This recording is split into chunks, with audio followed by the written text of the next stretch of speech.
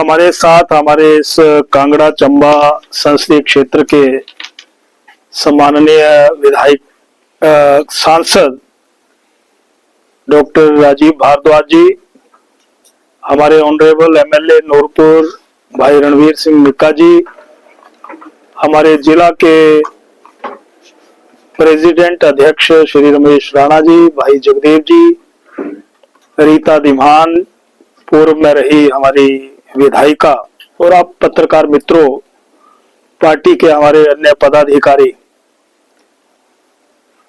सबसे पहले तो मैं आप प्रेस बंधुओं के माध्यम से जो हाल में ही चुनाव हरियाणा और जम्मू कश्मीर में संपन्न हुए हैं और ऐतिहासिक जीत हरियाणा में हुई है, तीसरी बार भारतीय जनता पार्टी अपनी सरकार बनाने जा रही है और बहुत से आंकड़े फेल हो गए, धरे के धरे रह गए। हरियाणा के लोगों ने, आम जनता ने जो निर्भीकता और पारदर्शिता से फैसला लिया, निसंदेह वहां के करोड़ों मतदाता बधाई के पात्र हैं। और उसी तर्ज पर अगर यहां पठानकोट के साथ में जम्मू कश्मीर लगता है,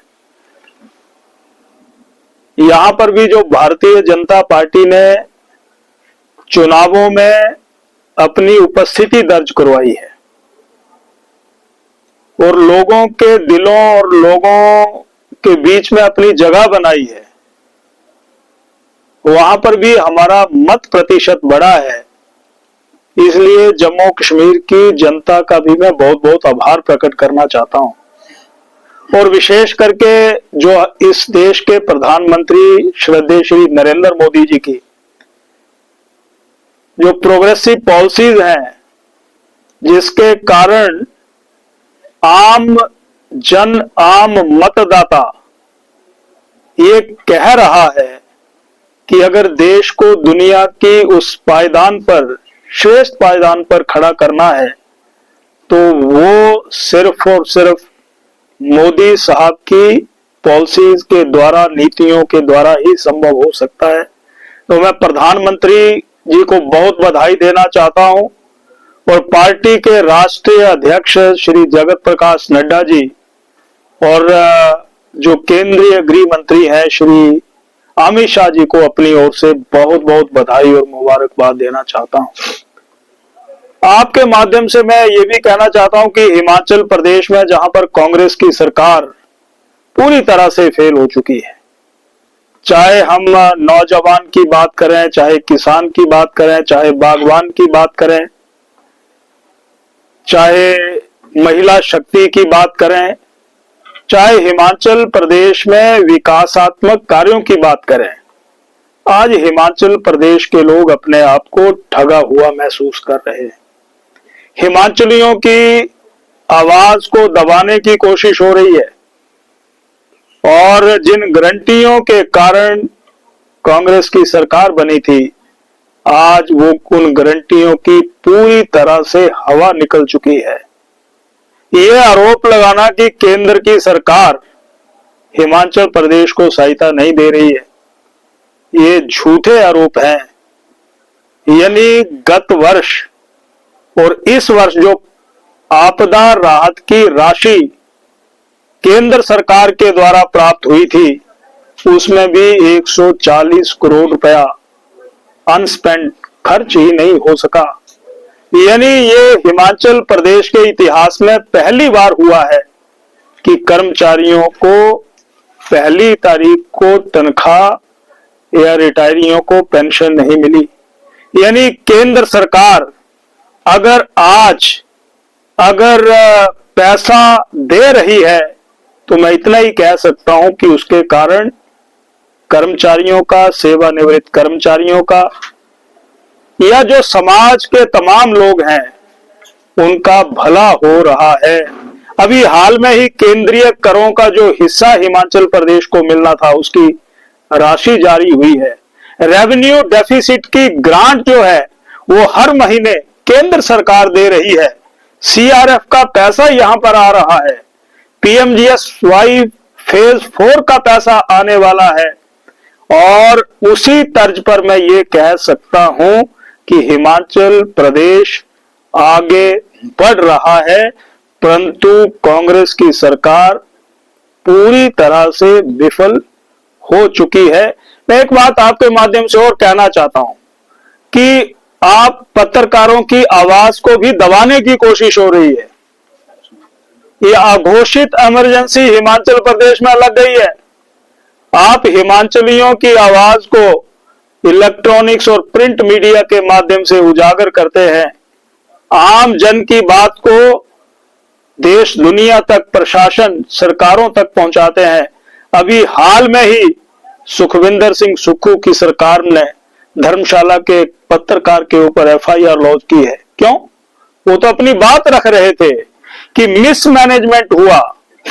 जो गारंटियां हिमाचल प्रदेश में 21-22 महीने पहले दी थी, वो हरियाणा के लोगों ने स्वीकार नहीं की। उसके लिए उनको, पत्रकार भाई को सजा ये है कि एफआईआर लॉन्च कर दी गई। तो मैं यही कहना चाहता हूं कि जोर आजमाइश और सरकार के उस दबाव के कारण आवाज को दबाने की कोशिश, आम जन की आवाज को दबाने की कोशिश हो रही है, ये मैं यहां पर कहना चाहता हूं। आज अगर ये सरकार, सुखविंदर सिंह सुक्खू की सरकार थोड़ा बहुत सांस ले रही है, तो उसके लिए केंद्र की भारत सरकार, श्रद्धेय नरेंद्र मोदी जी का आभार प्रकट करना चाहिए कि समय समय पर हिमाचल प्रदेश के लिए जो वहां से पैसा भेजा जा रहा है, उसी के कारण हिमाचल प्रदेश में विकास के काम आगे बढ़ रहे हैं। ये मैं कहना चाहता हूं। एक बात मैं और कहना चाहता हूं कि आखिर कांग्रेस के बीच में आपस में ही तालमेल नहीं है, आपस में तालमेल नहीं है। हिमाचल की संस्कृति को बढ़ाया जाए, उसके लिए हमें कोई प्रश्न नहीं करना है, परंतु इतना कहना चाहता हूं कि टैक्स, अब तो हवा पर टैक्स नहीं है और सभी जगह टैक्स लगा दिया गया है, सभी जगह टैक्स लगा दिया गया है। अभी लगभग 8 महीने पहले जो पंचायत निधि का पैसा पंचायत की संचालन के लिए, वहां पर जो कोरम होता है, वहां पर जो नेट है, इंटरनेट है, वहां पर चाय पान की व्यवस्था है, वो उस पंचायत निधि के पंचायत फंड से चलता है। उसमें से भी 24,000 रुपया स्किल डेवलपमेंट के नाम से निकाला गया। गांव के लोगों का पैसा स्किल डेवलपमेंट के नाम से, और वो लगभग 8.5 करोड़ रुपया बनता है। अब इस सरकार को तो कोई और रास्ता नहीं दिख रहा है। अब कार्निवल कांगड़ा फंक्शन धर्मशाला में लगभग हफ्ता भर चलता रहा। 5,000 से 7,000 रुपए तक पंचायत फंड का पैसा फिर निकाला गया। यानी पंचायतों को पैसा देना तो दूर की बात है, आम जन उस पंचायत के जो लोग पैसा वहां की पंचायत फंड में जमा करवाते हैं, वहां से भी पैसा निकाल लिया गया विज्ञापन के नाम पर। मैं इसको कह सकता हूं कि ये सबसे बड़ा धोखा है, सबसे बड़ा, ये सबसे लगभग 500 पंचायतें हैं, 584 पंचायतें हैं जिला कांगड़ा की। हर पंचायत से पैसा निकाला गया और एडीसी के एसी टू डीसी का जो एक खाता था सरकारी, उसमें पैसे को जबरन मंगवाया गया, डलवाया गया। तो मैं ये कहना चाहता हूं, कांग्रेस की सरकार पूरी तरह से फेल है और पूरी तरह से जनता की भावनाओं की अनादर कर रही है। आज हम यहाँ अपने कार्यालय, भाजपा कार्यालय में उपस्थित आए थे, हमारे सभी कार्यकर्ता। प्राइमरी मेंबरशिप हो गई पूरे हिमाचल प्रदेश में, कल तक होगी। लगभग 14 लाख से ज्यादा सदस्य बन गए, अब सक्रिय सदस्य बनेंगे। ये पार्टी की योजना पूरे देश में चल रही है और उसी लिए आज हम यहाँ नूरपुर में इकट्ठे हुए थे। आपका आभार, धन्यवाद।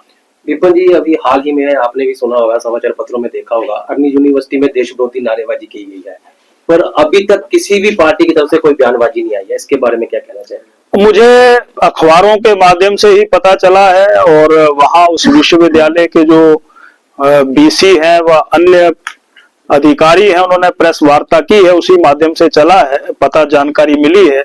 परंतु अगर उस विश्वविद्यालय में इस प्रकार की घटनाएं घटी है तो हम उसकी निंदा करते हैं, निंदा नहीं भर्त्सना करते हैं कि देश विरोधी ऐसी ताकतें, ऐसे लोग वो उजागर होने चाहिए, सख्त से सख्त सजा मिलनी चाहिए।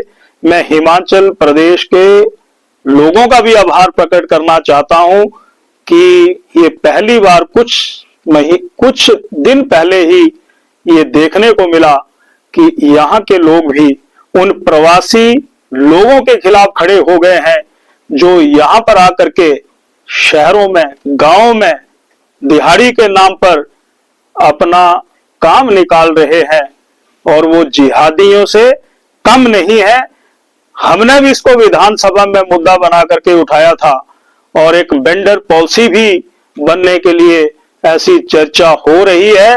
मैं उन सभी से निवेदन करना चाहता हूं, कौन है वो लोग जहां हम कुछ लोग अपनी दुकानों को चंद उन पैसों के लिए, जितनी उनकी सेल नहीं है, उसे कई गुना किराया वसूल कर रहे हैं। तो ये भी एक देश में हिमाचल प्रदेश पहला राज्य है जहां यहाँ के लोग हिमाचलियों अपनी अस्मिता के लिए तैयार हुए हैं, अपने अधिकारों के लिए तैयार हुए हैं, ये भी कहना चाहता हूं।